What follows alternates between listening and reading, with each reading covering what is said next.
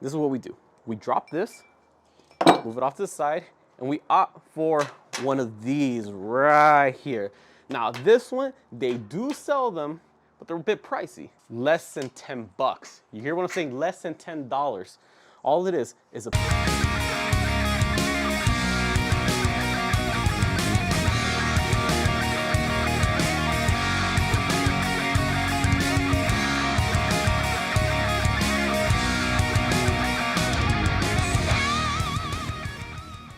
What's up everyone, David here. Got a new video for y'all today, but before we get into it, if you haven't already, make sure you subscribe to the channel, hit the bell notification so you miss out on any new videos. Remember, new videos every week. So before we get into it, I'm gonna ask you this. How many of you want some big old forearms and some strong hands? I'm talking about when you give someone a handshake, the first thing they notice is that grip that you got right here. That handshake is more important than any question that you ask whenever you're going on an interview. You're going for a new job, you're going to interview, that handshake is what seals the deal. You gotta go in with some authority, boom, shake their hand, gotta build up that handshake. We're talking about fingertips, fingers, palms, forearms, everything. Today, right now, I wanna be showing you 3 of my favorite grip strength exercises you can do. Now, I'm not saying they are my absolute favorite, there's just 3 of the many that I like to doing. And first things first is gonna be something like the wrist roller. Now, I'm pretty sure many of you have seen this. All it is a pipe with a rope connected to it, put your hand out, and you start twisting the weight up like this. You get to the very top, and then however much weight you put on the end, in this case I got a 5, that's fine. Then you let it roll back down, either let it like that, or you control it on the way down. Doesn't matter, either way it's working the forearm. You go over one way to work out the forearm flexors, you know, those big beefy part of your forearm, but you gotta remember, when we're working our forearms and our grip strength, we also gotta work out the back part. So make sure you do it in reverse. And what I like about this is it's one of the very few grip strength / forearm exercises where you actually purposely address both sides of the forearm. Everyone thinks it's all about the squeezing or the curling of the wrist. No, you also got to think about the opening up of the fingers and the bringing back of the hand. You know, you got to get the backside of your forearm as well. Now, let's be honest. The wrist roller, specifically this one, just like any other exercise, has its pros and cons. The pros is it works both sides of your forearm, the big beefy ball at the bottom, and also the top part of your forearm. Because remember, we can't neglect this portion. It's pretty small. In case your gym doesn't have one, you can always fit one inside of your duffel bag, your gym bag. You know, it doesn't take up a lot of room. Now, what are some cons when it comes to this? Let's just say you're someone who's already been blessed with some really good grips and you got some nice strong hands. A 5 realistically is not going to do you justice. You got to go a little bit heavier. Maybe you can load up a 25, a 35, even a 45 pounds. Maybe your grip strength and your forearm strength is that strong where you can roll it up. But what becomes the limiting factor here? What is it that keeps you from going on and performing this exercise and progressing in it? Let's look at it this way. You have to work out your shoulder, specifically the front part of your shoulder isometrically whenever you're doing this, because obviously you got to use your arms and your shoulders to hold it up in the first place before you can even start working out the form. But what happens if your shoulders start to burn, you know, you're starting to fatigue? What happens? You start going down, down, down, and sooner or later the focus goes away from your forearms, which is the targeted muscle, the grip strength, which is the goal, and it starts focusing on more of your shoulders having the endurance to hold it up. So what do we do in this case? This is what we do. We drop this, move it off to the side, and we opt for one of these right here. Now this one, they do sell them, but they're a bit pricey. Yours truly made this one real cheap. All it is a wrist roller, same thing, but I slid it on the end of this. And look at, now the barbell that I'm hanging off of is supporting it, and all I gotta do is roll it up, back down, if you wanna control it like this, or if you just wanna let it slide off completely. And then same thing, you go now backwards. So you see, now all the focus is primarily on my hands, my forearms, you know, really building up the size of your forearms, really building up the strength of your grip without your shoulders having to be the thing that gets in the way that keeps you from progressing forward. Now, let's look at it this way. If you want to make these, because again, they do sell them. Some gyms already have them attached to the rack, but they can be a little pricey. Less than 10 bucks. You hear what I'm saying? Less than $10. All it is a PVC pipe, 2 inches in diameter, because remember, it's got to be wide enough to fit on the end of a barbell. What is the diameter of the end of the barbell? It's 2 inches. So this one was 2 inches, because remember, that's inside diameter. So it slides in perfectly right there. All it is was I drilled a hole in the inside, and then I knotted this rope through it, and I couldn't find any thicker rope, so I had to double it up because I always felt like it was gonna rip if I ever go really heavy. And then you could connect whatever you want. I just had an extra hook, so that's what I used to connect in the end. But if you want to connect a carabiner, a chain link, whatever it is, you know, just figure out what you have to do to make sure you attach the weight underneath like that.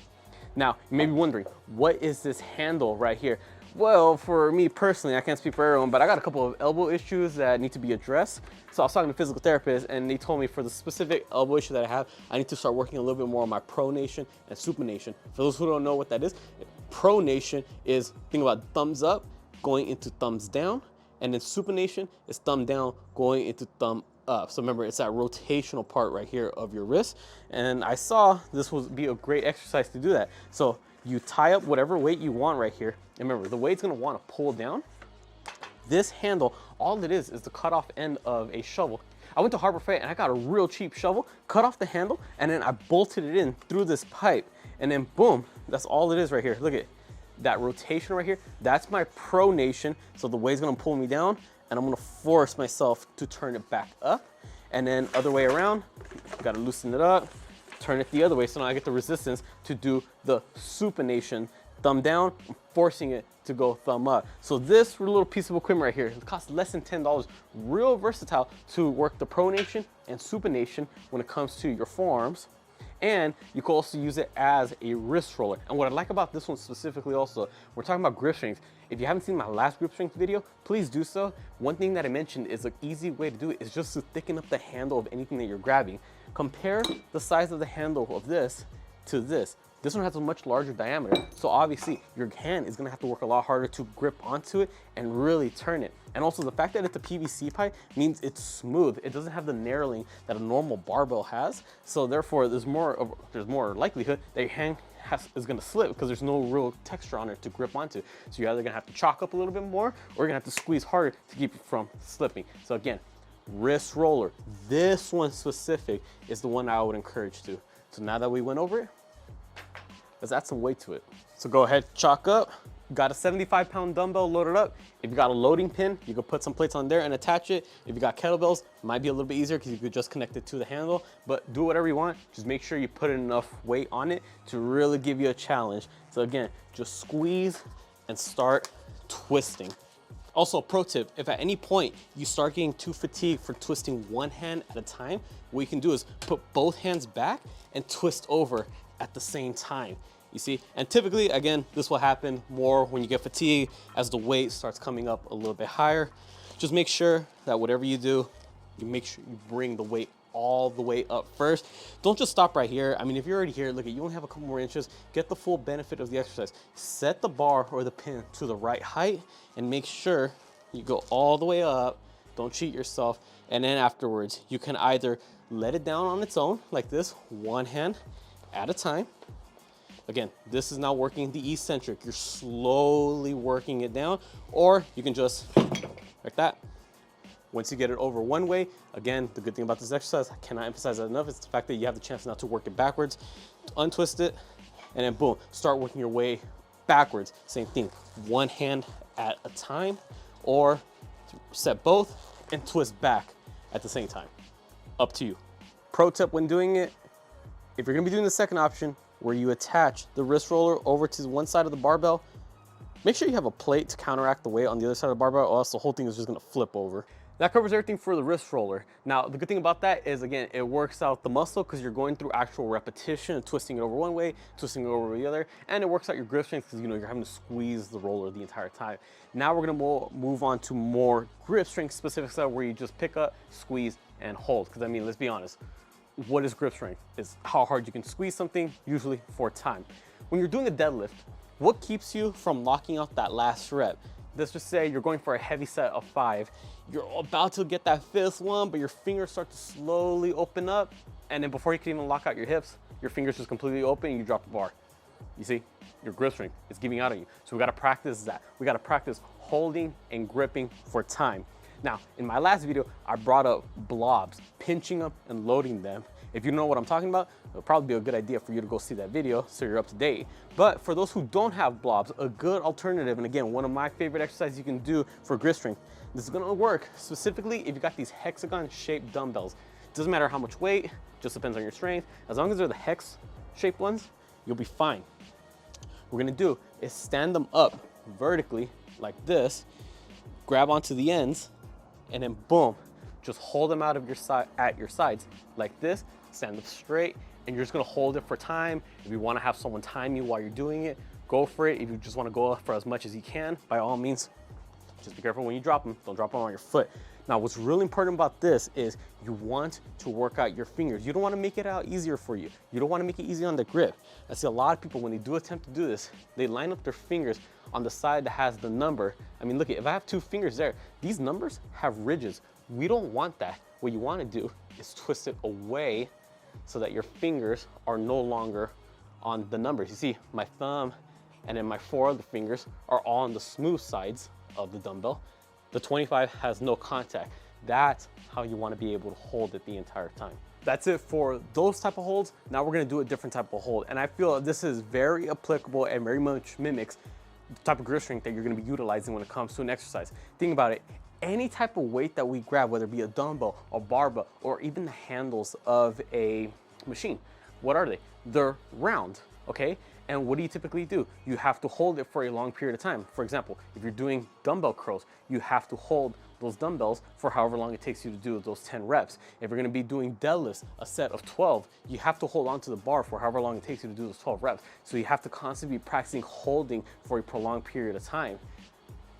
Dead hangs. One of the simplest, most overlooked grip strength exercises you could do. Think about it. If you don't got dumbbells, no problem. If you ain't got a wrist roller, that's okay. I'm pretty sure every gym is gonna have some type of thing that you can hang off of. Just grab, literally, hold onto it, and you'll be fine. From right here, just hold. If you wanna switch things up, you could throw in a fat grip. You could even mix the grips. You see, I got a wide grip right here. If you wanna go a narrow one, that's perfectly fine. If you wanna hold, or not hold, you can't really hold on to it under the bar, but you wanna hang some weight off of you, so maybe some chains around your neck. If you have a dip belt, you can connect some 45s onto there. Whatever you wanna do, just go ahead and hang off of it. If this is a little bit too easy and you feel like you're gonna be hanging off of here for too long of a period of time, you can make things harder. How do you make it harder? Well, it's real simple. Let's just say you have a towel like this, or even a shirt, hang it around the edge. And the thing about the towel or a shirt is, you know, it's not an actual handle. You have to really grip onto it tightly to make sure you don't slip off. Wrap it around whatever it is you're gonna be hanging off of. Grab the ends like this, and then boom. If you want, you could even do some pull-ups off of it like that. Just hold onto it. That works your grip strength perfectly.